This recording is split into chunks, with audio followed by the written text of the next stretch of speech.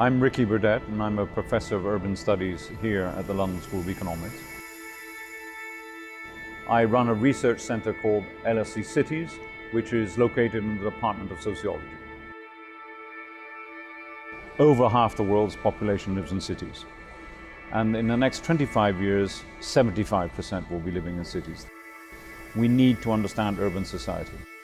The question as to whether cities are good or bad has been raging for the last 5,000 years, and it was most acute in the 19th century when most Western cities, London included, were becoming very, very dense, overcrowded, and literally the area we're in was the first time that they started demolishing neighborhoods because they were just full of crime and disease. As a research center in the school, we're one of the most applied groups. We're very interested in the real world. Personally, what I'd like to do most is influence that out there. Our work reflects a wide range of very, very different types of projects and initiatives. Some of them are pure research, like understanding the density of different neighborhoods in London. What are the trade-offs that people make about where they want to live? What's the relationship between good public transport and living in higher densities?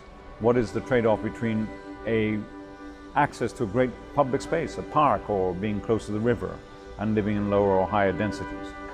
Now that effectively, as a piece of pure research, then began to influence some of the discussions which were going on in London at the time about what should we do to the future of this city as it becomes more populated. Where do we put more people?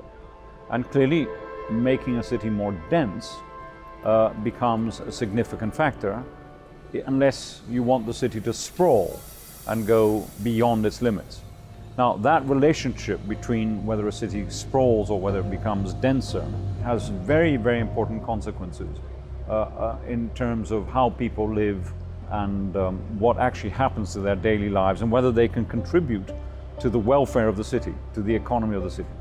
Our research was able to help shape some of the policies which are now very prevalent in London, in the city behind me, which basically privileges higher density as long as they're well connected with public transport and the quality of design of the environment is high. This is not just a UK or London problem.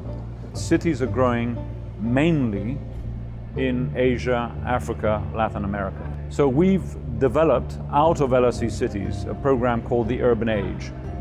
And every year we have anything between 300, 400, 500 people who come together to talk about the physical environment, to talk about the economic impact, to talk about the environmental consequences of some of these big issues.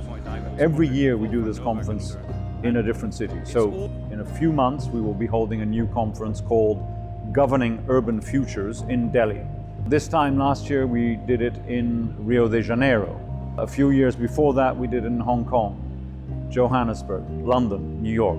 At these conferences, we bring experts from very different social sciences, sociologists, environmentalists, and policymakers in order to really bring in one space the debate about the future of the city, shaped by the research we do at LSE Cities.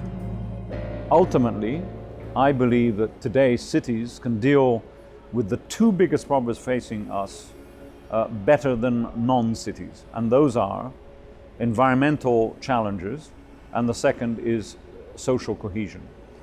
Basically, coming into a city today as it was 3,000 years ago, 2,000 years ago, or 200 years ago, means that you have the potential of being educated, of getting access to work, and make your way up, let's call it the social economic ladder. You have that potential. It can also crush you. So how you manage that process is very important. Environmentally, there's absolutely no doubt that if you design cities in such a way that they're more compact, that they're well served by green public transport, and they're not dependent on cars like Los Angeles or Mexico City, for example, where commuting times can be up to 4 hours a day. If you design them in that way, and the European city, of course, is a very, very good example of that, you can actually reduce this extraordinary number of the 75% of world CO2 emissions come from cities. You can actually reduce that. So if you design cities better, you actually change the global equation when it comes to the environmental impact.